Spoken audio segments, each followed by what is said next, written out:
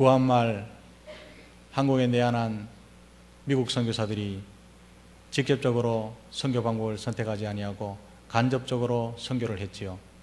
그 이유는 그들이 들어올 때 가톨릭이 엄청나게 박해를 당했습니다. 5대 박해라고 해서 어떤 박해 때는요 26,000명이나 죽어나가는 그런 아픈 순교사도 있었습니다. 그래서 개신교 선교사들은 들어와서 간접적으로 백성들에게 접촉하고 복음을 전하는 방법을 택했죠. 그래서 그들이 택한 방법은 학교를 세우고 병원을 세우고 고아원을 짓고 이래서 복음을 전파하는 그런 간접적인 선교 방법을 선택했습니다. 그 선교사들이 세운 학교들이요 유명한 학교들이 많죠. 연세대학교, 숭실대학교, 그리고 또한 이화여자대학교, 또한 병원도 세브란스 병원, 배제고등학교, 이런 많은 유명한 학교들과 또한 자선단체와 그런 기관들이 많습니다. 2000년 선교 역사 가운데 한국은요 간접 선교를 해서 아주 성공한 아주 보기 드문 교회 가운데 하나지요. 밝은 면도 있지만 이런 간접 선교로 말미암아 한국 사람들에게 잘못된 인식을 심어놓은 것도 있습니다. 왜냐하면요 교회는 병원을 지어야 한다, 교회는 학교를 지어야 한다, 교회는 고아원 사업을 해야 된다, 은연중에 이런 마음이 쫙 깔려있다는 어두운 면도 있지요. 그러나 사랑하는 성도 여러분, 분명히 밝힐 것은 교회는요 구제단체도 병원도 아니라는 사실입니다. 많은 사람들이 교회의 존재 이유에 대해서 오해합니다. 교회가 병원을 짓고 많은 사람에게 공짜로 의료 혜택을 주고 교회가 학교를 세워서 대안학교를 만들고 이러면 교회 할 일을 다 했다고 생각하는 오해가 생기더라 이 말이죠. 교회는 봉사하는 거 맞습니다. 구제해야 합니다. 병원을 짓고 연약한 사람을 돌봐야 하는 거 맞습니다. 그건요 교회의 사명이라 그렇게 우리는 확신하고 있습니다.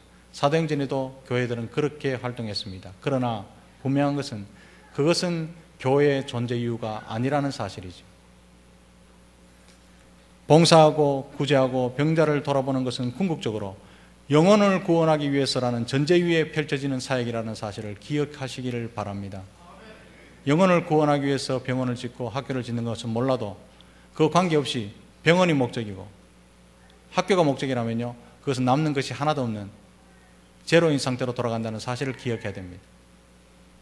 선교사들이 복음을 전파하기가 힘들기 때문에 학교를 지어놓고 학생들을 모아놓고 거기서 예배를 드리고 성경을 가르치면서 복음을 전파하기 위해서 만든 것이 선교사들이 세운 학교들입니다. 선교사들이 목적이 맞지요. 우리 예수님도 공생의 30년 동안 많은 병자를 고쳐주시고 아픈 사람을 삼해주시고 또한 5,000명을 먹이셨던 역사를 일으키셨습니다. 그런데요 그 이유는요 하늘나라 천국 복음을 전하기 위해서다 분명히 밝혀주고 있죠. 병자를 위한 것이 목적이 아니고 배고픈 장자를 채워주는 것이 목적이 아니라 복음을 전하는 것이 목적이었다는 말씀입니다. 그런데 오늘날 이것이 왜곡이 되어서 복음보다는 병고침에 관심이 있고 풍성한 물질을 받는데 더 많은 관심을 갖는 사람들이 교회에 부지기수로 모여 있습니다. 사랑하는 성도 여러분, 잘 기억하십시오. 우리는요 하나님께 다 받은 사람이라는 사실을 기억하시기를 바랍니다. 더 이상 받을 게 없는 사람입니다. 하나님께서 가진 것 중에 가장 아끼는 독생자 예수 그리스도를 받은 사람들이 저와 여러분들입니다. 또한 아들과 더불어 무엇을 아끼겠느냐? 로마서의 8장에 되어 있죠. 우리는 다 받은 사람들입니다. 그런데 우리는요 그 깊이 묵상해 보면 잠시 잠깐 사는 이 땅에서 하나님 예수 그리스도를 보내주시고 독생자를 영접함으로 영원한 날을 예비하고 썩지 않고 쇠하지 않는 기업을 받아 누릴 사람들인데 이것 말고 이 땅에서 잘 살기를 원하죠. 감사할 줄 모르고 하나님 예수님 믿고 천국 가게 되었으니까 건강하게 해주십시오. 예수 믿고 천국 가게 되었으니까 부자 되게 해주십시오. 예수 믿고 천국 가게 되었으니까 그건 됐고 우리 자녀들 출세시켜 주십시오.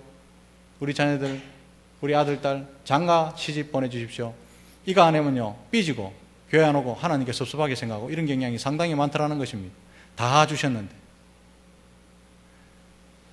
교회에서 발생하는 여러 가지 문제들은 여기서부터 시작됩니다. 기독교가 2000년 동안 뒤틀려진 역사가 뭡니까? 복음 말고 다른 것에서 만족을 얻으려고 하는 거기서부터 기독교는 2000년 동안 뒤틀려져 왔다는 뜻이죠. 복음만 있으면 전부가 다 됐습니다. 복음만 있으면 부자입니다. 복음만 있으면 걱정 없습니다. 복음만 있으면 유무상통할 수 있는데 복음 외의 것에 관심을 갖고 있을 때 교회는 문제가 생기는데 고린도 교회 같으면 편이 갈라졌습니다. 돈 있는 대로 사람이 모였습니다. 권력 있는 대로 사람이 모였습니다. 여기서부터요, 교회가 문제가 심각하게 발생하기 시작한다는 것이지요. 오늘 본문에는 복음을 전파했던 놀라운 사건이 기록되어 있지요. 예루살렘 성전에 들어가는 문 중에 미문이 있습니다. 뷰티풀 게이트라고 하지요. 성전으로 올라가는 문은 많습니다. 그 중에 미문이 있었답니다. 아름다운 문, 미문. 거기에 아름답지 못한 사람이 한 사람 앉아 있습니다. 바로 거지 안진뱅이가 앉아 있는 거지요. 오늘 2절 말씀에 보면 이 안진뱅이는요, 나면서부터 못 걷게 되었답니다. 전성적인 장애입니다. 그는 일어나서 걸어본 적이 한 번도 없습니다. 나고 난 뒤에 후천적으로 사고가 났다면 걸었을 때가 좋았는데, 내 발로 이리저리 다니면서 구경 다녔을 때가 좋았는데, 이런 소망이라도 있는데 나면서부터 땅에서 딱 붙어 살았으니까 소망이 없는 거죠. 그게 인생이었습니다. 당시에 이런 사람들이 살 수 있는 방법은 단 한 가지밖에 없죠. 구걸하는 길. 그래서 사람들이 해가 떠오르면 얻어먹고라도 살아라고 성전문에 그 사람을 앉혀뒀습니다. 왜냐하면요, 성전으로 올라가는 순례자들은 그래도 착한 사람들, 선한 사람들, 또한 은혜를 베풀며 사는 사람들이 많기 때문에 너는 얻어먹어도 풍성하게 얻어먹어라, 이런 좋은 뜻에서 성전문 올라가는 문 중에 하나 뷰티풀 게이트에 이 안전뱅이를 아마 앉혀놓았으리라 생각합니다. 그는 태어나면서부터 인생이 그랬으니까 걸을 수 있다는 소망과 생각을 아예 못했던 사람입니다. 소망을 접고 사는 거죠. 그의 인생은 뭡니까? 동전 한 푼입니다. 얼마나 불쌍하고 가여운 인생입니까? 더 영원한 것이 있는데, 인생이 동전 한 푼만 아니라 그 너머 풍성한 인생이 있는데, 그의 인생은요, 배고픔을 채우기 위한 동전 한 푼, 거기에 모든 인생의 소망과 희망을 다 걸고 살았던 그의 관심은 동전 한 푼이었습니다. 동전 한 푼의 인생을 사는 거죠. 4장 22절에 보면 그가 어떻게 얼마나 이런 인생을 살았느냐 하면 그의 나이를 이야기합니다. 40여 세나 되었더라. 40년 넘게 살았답니다.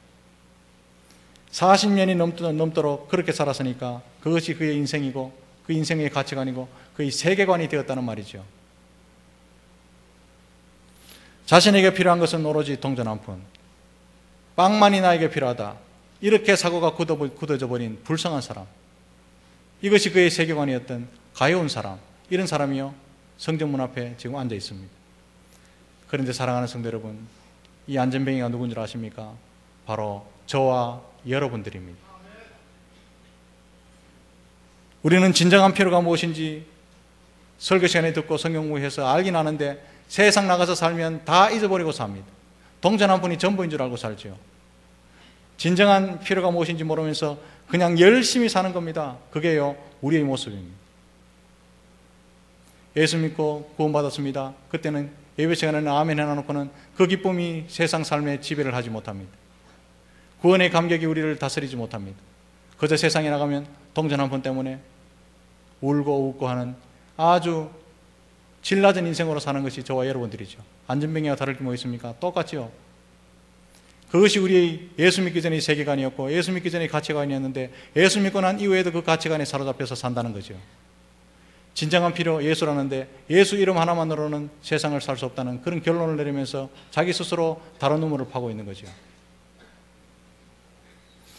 뭔가 필요하긴 한데 이럴 때도 예수 이름이 필요한가? 그렇게 의심하면서 무엇이 진짜로 필요한지 의심하면서 모르고 사는 사람들이 저와 여러분이라는 말씀이죠. 우리 가운데 빵 문제만 해결되면 다 되는 줄 압니다. 우리 한국 인구 중에 거의 99%가 그렇습니다. 제일 큰 문제가 뭡니까? 경제입니다. 경제가 잘 되는 대통령을 뽑습니다. 경제에 대한 소망을 주는 국회의원을 뽑습니다. 그게 다가 아닌데. 그리고 한국 사람에게는 특히요, 전쟁만 나지 않으면 다 되는 줄 압니다.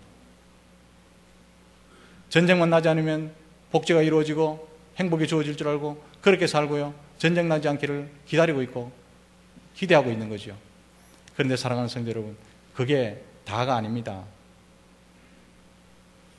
우리의 인생을 마치 안진뱅이처럼 살고 있는 사람들이 부지기수지요. 10중 8구입니다. 하나님께서는 이 안진뱅이 인생을 불쌍히 여기셔서 그의 가치관과 세계관을 바꾸기 위해서 베드로와 요한을 그에게 보내십니다. 마침 그 길로 베드로와 요한이 기도하러 성전으로 올라가는 길이었습니다. 물론 안전뱅이의 시각이나 가치관에서는요, 누가 그 성전문으로 들어가는지 문제가 관심이 전혀 없었습니다. 문제가 되지 않습니다. 왜냐하면요, 동전 많이 주는 사람이 그에게는 좋은 사람이지요. 그래서 그에게는 베드로가 올라가든 관계없습니다.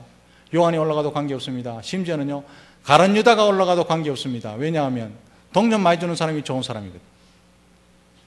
그 인생이 이렇게 굳어져 버린 40년의 인생, 그 세계관이 그를 지배했죠. 모든 세계는 그렇게 판단했습니다. 동전 많이 주는 사람은 선한 사람, 동전 적게 주는 사람은 나쁜 사람. 그 외에 누가 있습니까? 아무도 없습니다. 우리도 인생을 그렇게 살지 않습니까? 나에게 유익이 되는 사람은 좋은 사람, 나에게 조금이라도 아픈 말하는 사람, 좋고 진리의 말씀을 전해주지만 아픈 말하는 사람, 나쁜 사람, 꼴도 보기 싫은 사람. 이렇게 사는 것이 저와 여러분들 아닙니까? 안전뱅이와 똑같은 거지요. 우리 인생 중에 안 그렇다고 자신 있게 말할 사람 누가 있습니까? 다 마찬가지죠. 동전 많이 주고 유익되는 사람, 나한테 좋은 사람, 편한 사람, 말씀으로 톡톡 찔러가는 저 목사, 나쁜 사람, 이렇게 되는 거죠. 그러나 베드로는 그를 주목해서 보았답니다. 그를 주목해서 보았답니다. 왜 그렇습니까? 안전뱅이의 시각과 세계관이 다른 베드로는 그를 주목해서 보았답니다. 물론요, 베드로가 예수 믿기 전에 세상 사람들로 살고 있을 동안, 성령 충만하지 않을 때는요, 그를 이렇게 보지 않았습니다. 주목해서 보지 않았습니다. 아, 거지 가명 앉아있구나, 안전뱅이구나, 불쌍하다, 그렇게 지나갔겠죠. 왜냐하면요, 베드로는 이 안전뱅이를 처음 본 게 아닙니다. 시몬이었을 때 봤습니다. 시몬이었을 때 지나가면서 안전뱅이 불쌍하구나, 자기 주머니 동전이 있으면 동전 한번 던져주고 없으면 그냥 지나치는, 옛날에는 똑같은 사람이었습니다. 그러나 예수를 제대로 믿고 예수께서 나를 위해서 왜 죽으셨는지 사랑을 체험하게 되고 성령이 충만한 이후에는 그저 그렇게 지나칠 수가 없었다는 말씀이지요. 그래서요, 예수 믿고 난 이후에는 사람을 주목하게 보게 되어 있습니다. 같은 안전뱅이였지만 그를 향한 마음이 달라졌다는 말씀이죠. 어떻게 달라졌습니까? 예수의 마음이 그의 마음속에 움직이기 시작했습니다. 예수님의 이름으로 그의 진정한 필요를 채워주어야 되겠다, 이 마음이 충만하게 된 것이죠. 베드로가 안전뱅이를 그렇게 본 게 아닙니다. 베드로가 선해서, 베드로가 측은지심이 뛰어나서, 인내하는 마음이 넘쳐나서 그렇게 본 것이 아니라 베드로를 사용하시는 주님이 지금 그렇게 보신다는 사실을 기억하시기를 바랍니다. 이것이 예수님의 마음입니다. 사랑하는 성도 여러분, 예수 믿는다고 다 앉아있는 우리 가운데 이런 예수님의 마음이 있는지 물어보고 싶습니다. 그렇게 정말 미워 죽겠던 시어머니를 이제는 구원해야 될 가치 있는 영혼으로 보십니까? 말 지독실이 안 듣는 며느리를 이렇게 아름답게 보실 수 있습니까? 여전히 미운 며느리, 여전히 정말로 원수 같은 시어머니, 이래 본다면요, 예수 지금 잘못 믿는 겁니다. 여전히 안전뱅이로 본다면요, 예수 안 믿는 거지요.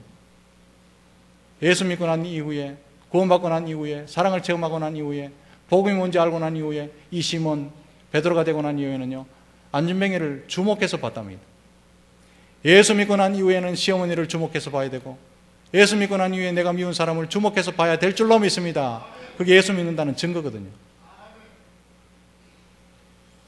사랑하는 성도 여러분, 어떤 일을 할 때 예수님의 마음이 생기면 그것은요, 내 속에 계시는 성령님께서 역사하신다는 사실을 기억하시기를 바랍니다.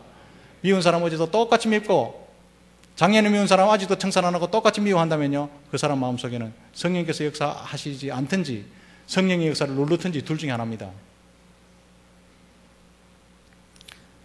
예수님은 오늘도 내 마음을 통해서, 내 손을 통해서, 그리고 내 입술과 내 물질을 통해서 역사에 나가시기를 원하신다는 사실을 기억하시기를 바랍니다. 내 손을 통해서 역사하실 그때는요, 내 손이 아니죠. 주님의 손입니다. 내 입술을 통해서 역사하실 때는요, 그때는 내 입술이 아니죠. 주님의 입술이죠. 이런 역사를 체험하시기를 주님의 이름으로 축복합니다.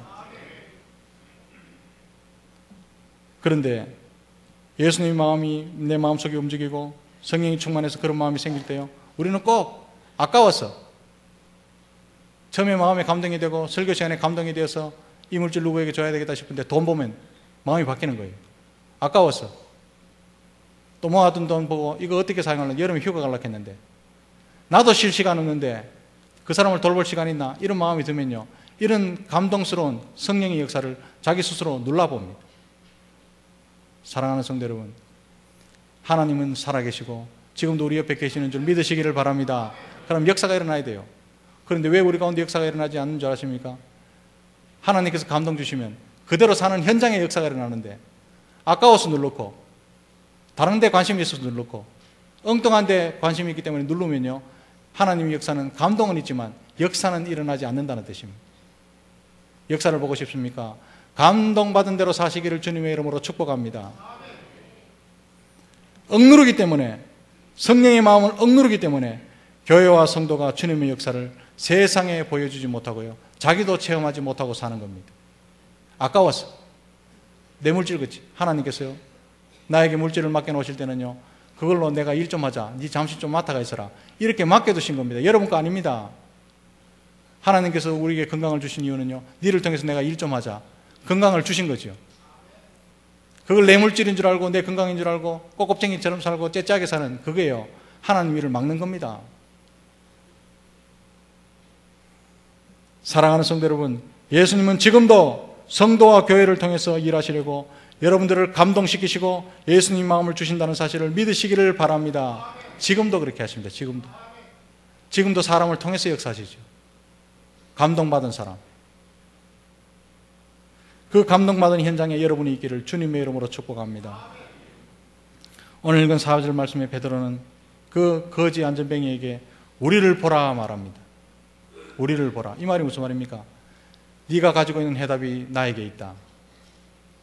소망 없이 절망 가운데 사는 그 소망을 내가 가지고 있다, 이런 뜻이죠. 우리를 보라.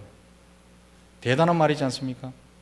이 말은 진정한 필요를 모르고 사는 세상을 향해서 복음을 알고 있는 우리가 세상에 대해서 그렇게 말해야 될 것입니다. 우리를 보라. 사랑하는 성도 여러분, 세상에 대해서 이렇게 말씀하시고 사십니까? 우리를 보라. 해답을 갖고 계십니까? 소망을 갖고 계십니까? 우리를 보라. 이 말이 얼마나 무서운 말입니까? 내 예수 믿는 내 좀 봐라. 이 말을 못하는 이유가 뭡니까? 삶이 안 맞춰주거든요. 술 먹고 숨어서 홀짝홀짝 술 먹고 숨어서 담배 피는 사람은요, 우리를 봐라 말 못하거든요. 잘 살아 이 말 할 수 있고요, 해답과 소망을 가지고 있어 이 말을 할 수 있습니다. 베드로와 요한은 소망 없는 안전뱅이에게 말합니다. 우리를 봐라. 해답이 나에게 있다. 우리를 봐라. 정답이, 소망이 나에게 있다. 이런 말을 하며 사시기를 주님의 이름으로 축복합니다. 그래 세상에 소망이 있고요, 썩어져가는 세상에 교회가 유일한 소망이 될 수 있습니다. 5절 말씀에 거지가 무엇을 얻을까 하여 바라보는데 그의 세계관은요, 동전이잖아요. 그런데 그의 가치관과 세계관을 성들이째 깨어버리고 완전히 깨그리 깨어버리는 그런 말을 하죠. 은과 금은 내게 없다. 얼마나 실망스러웠을까요? 동전이 인생이 전부인데, 모든 가치관은 동전으로 나오는데 베드로와 요한이 하는 말은 은과 금은 내게 없다. 그의 가치관을 깨는 거죠. 이때까지 살아온 40년의 세계관을 깨버립니다. 그런데요, 이 이야기가 여기서 끝난다면 얼마나 안전뱅이 거지지만 화나게 만드는 일입니까? 우리도요, 독자들을 기만하는 일이죠.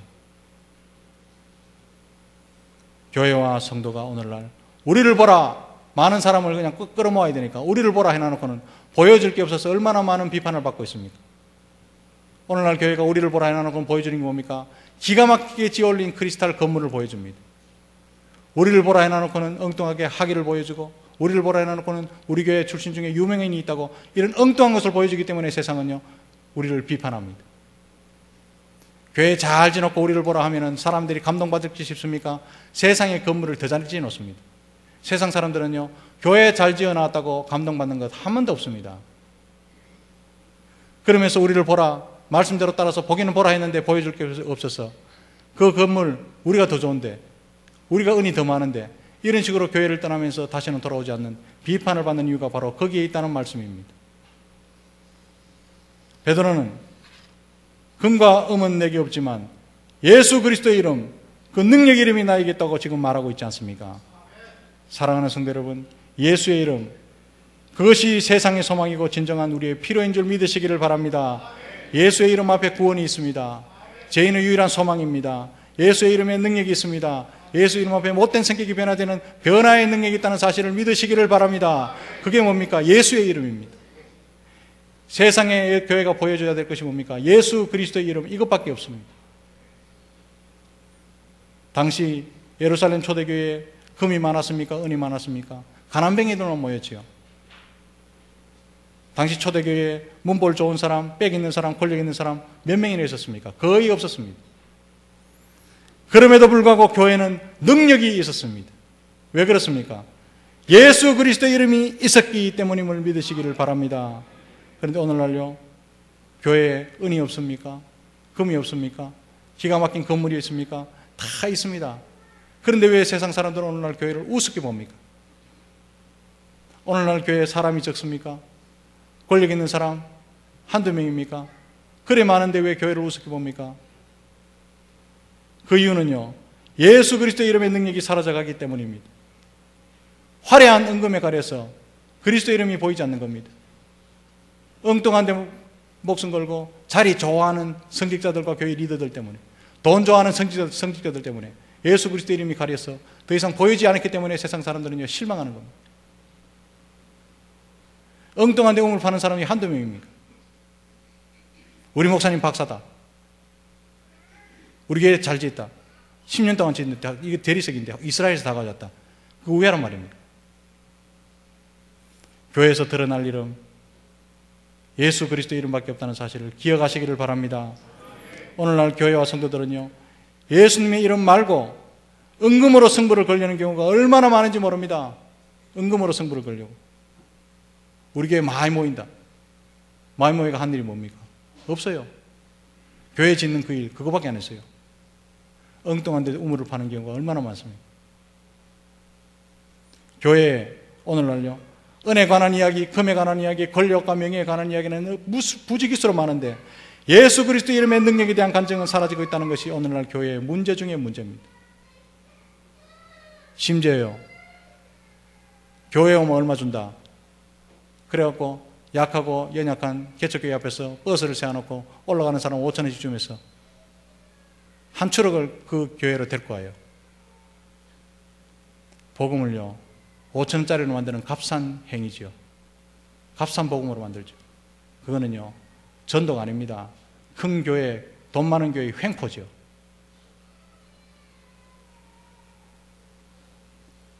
예수 그리스도의 이름을 금으로 대신하려 해서는 안 된다는 사실을 기억하시기를 바랍니다. 예수 이름 그 자체가 능력이 있는데 왜 5,000원짜리로 만들어버립니까? 사랑하는 성도 여러분, 문제는요, 예수 그리스도의 이름은 우리에게는 어느 정도로 소중한가, 이게 문제죠. 예수 그리스도의 이름은 금보다 소중하고, 여러분 지금 안주머니에 있는 지갑보다 소중하고, 우리의 건강과 물질보다 소중하고, 심지어 우리가 가지고 있는 목숨보다 소중할 줄로 믿으시기를 바랍니다. 예수 이름만 있으면요 그게 전부입니다. 은과 금은 내게 없습니다, 이 말과 나사렛 예수 그리스도의 이름이라는 말은요 밀접하게 연관되어 있습니다. 왜냐하면 은과 금이 풍성하고 권력과 명예가 풍성해서 예수 그리스도의 이름에 대한 간절함이 사라지면 예수님의 이름으로 나타나는 능력도 사라진다는 의미이기 때문에 그렇죠. 오늘날 교회가 왜 많이 모이지 않고 성장 곡선이 꺾였다고 말합니까? 배가 불러서 그래요. 교회 사적으로 보면 1만 불이 넘어가면 교회가 성장 속도를 멈춘답니다. 그리고 하얀 곡선으로 꺾인답니다. 교회에 잘난 사람들이 많고 의인이 많고 배가 부르면요 사람들이 예수 그리스도의 능력을 사모하지 않고 그 능력에 대해서요 의심하기 시작하고 능력이 사라지기 시작합니다. 물질적으로 잘 살아도 건강하고 명예가 있고 권력이 있어도 우리가 붙들어야 될 이름, 그 이름은 오직 예수 그리스도의 이름밖에 없다는 사실을 확신하시기를 주님의 이름으로 축복합니다. 또 원문에 보면 나사렛 예수 그리스도의 이름으로 걸어라, 이 말은요 나사렛 예수 그리스도의 이름을 향하여 걸어라, 이 말입니다. 좀 더 엄격한 의미가 있죠. 이 말이 무슨 말입니까? 예수의 이름 밖에는 달리 방법이 없다는 뜻입니다. 나사렛 예수 그리스도의 이름을 향하여 달리라. 예수 그리스도의 이름 그거밖에 없으니까 그 길을 향해서 오직 한 길 그 길을 향해서 달려가라, 이 말이죠. 우리도 예수 그리스도의 이름을 부르지 않습니까? 예수 그리스도의 이름이 필요한 줄 알지 않습니까? 문제는요, 한 손에는 예수 그리스도의 이름을 붙들고 한 손에는 금을 붙들고 있어요. 못 넣습니다. 한 손에는 그리스도의 이름을 붙들고 있으면서 한 손에는 권력과 명예의 이름을 붙들고, 그래서요 능력이 나타나지 않는 겁니다. 근데 이 말은요, 예수 이름도 부르면서 안 되면 돈을 의지해라 이런 뜻이 아니고요, 오직 한 길, 예수 그리스도의 이름을 향해서 걸어가랍니다. 그 한 길밖에 없답니다. 예수 이름 외에 의지할 것도 없고 믿을 만한 것도 없습니다. 오직 예수님의 이름만 생각하고 예수님의 이름을 목적으로 삽니다라는 말이 바로 예수 그리스도의 이름을 향하여 걸어라. 다른 데는 엉뚱한 생각하지 않겠습니다. 돈을 의지하지 않겠습니다. 예수의 이름과 명예의 이름과 예수의 이름과 권력의 이름을 같이 잡지 않겠습니다. 그 말이죠. 나사렛 예수 그리스도의 이름을 향하여 걸어라. 이 선포가 떨어질 때 안전병이가 일어나서 걷게 되는 역사가 일어났다는 사실을 기억하시기를 바랍니다. 이게 역사고요, 이게 능력입니다. 우리 가운데 예수 그리스도의 이름이 이렇게 남발되고 있고 이렇게 많이 부르고 있는데 왜 능력이 나타나지 않습니까? 왼손에 쥐고 있는 돈 때문에 그렇습니다. 왼손에 쥐고 있는 명예욕과 권력욕 때문에 그런 거죠.